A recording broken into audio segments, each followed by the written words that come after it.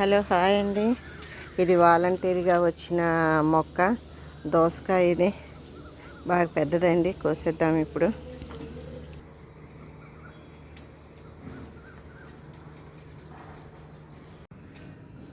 దీంట్లో ఈ బ్యాగ్లో చిలకడ దుంపలు పెట్టాను, ఏమన్నా వస్తాయో రావో తీసి చూద్దామని ఇప్పుడే లాగాను.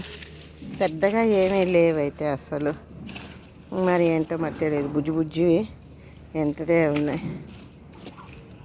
ఇవి ఆల్రెడీ పోయినాడు, పెద్ద ఎక్కువ రాలేదు. 1 2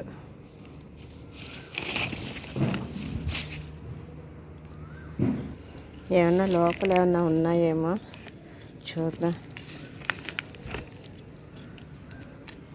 ఏం లే, మట్టి అయితే లూజ్గా ఉంది, కానీ లోపలైతే ఏమీ లే.